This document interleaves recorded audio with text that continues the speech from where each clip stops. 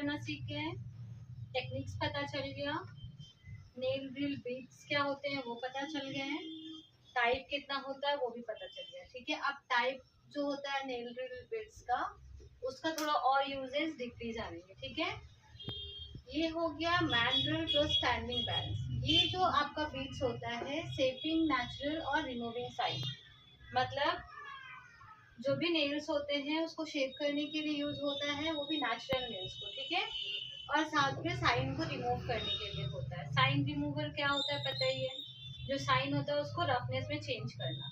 अच्छा, ये जो इतने सारे जो बीट्स है ना, ये कब यूज होता है पता है, जब आप बिगनर रहते हो, जब आपको अच्छे से नहीं आता तब अलग अलग चीजों के लिए अलग अलग बीट यूज करते हैं। जब आप प्रो बन जाओगे, मतलब जब आप प्रोफेशनल बन जाओगे, तब इतने सारे बीट्स की आपको नीड ही नहीं होगी, जरूरत ही नहीं होगी। एक या दो टाइप का बीट से आप पूरा अपना सैलून कंप्लीट कर सकते हो या फिर आप अपना काम कर सकते हो। उस टाइम पे इतने सारे बीट्स की जरूरत नहीं होती, लेकिन नॉलेज जानना जरूरी है।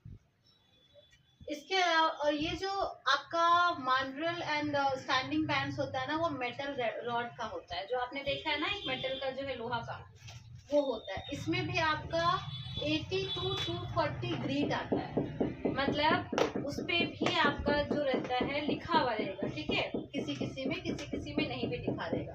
तो अगर आप 80 यूज कर रहे हो, मतलब ये लो वाला यूज कर रहे हो, तो नेचुरल नेल्स के लिए कर रहे हो।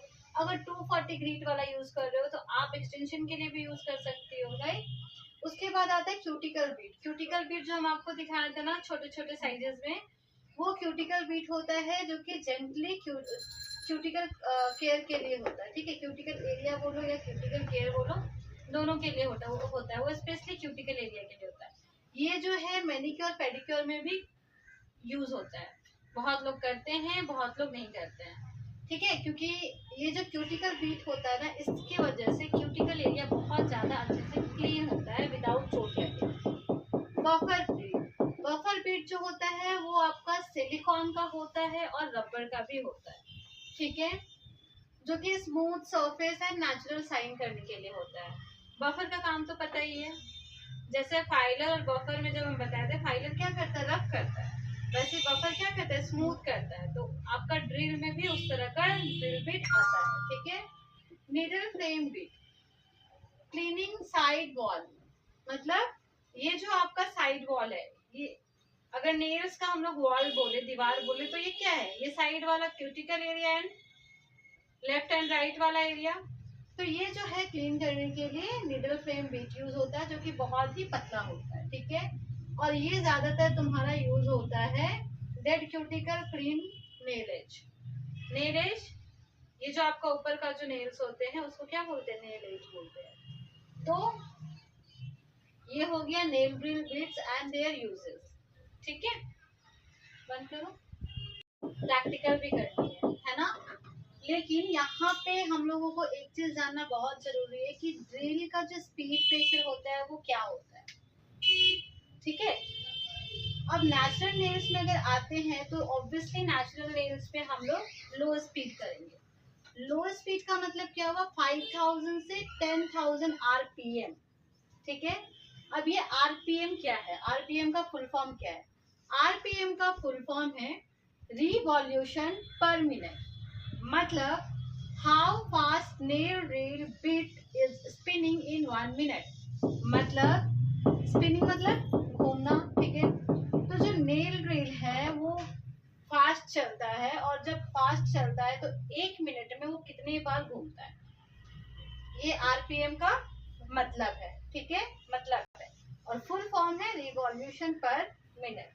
ठीक है, अब यहाँ पे नेचुरल नेल्स पे जो लो स्पीड है वो 5000 टू 10,000 आरपीएम होना चाहिए।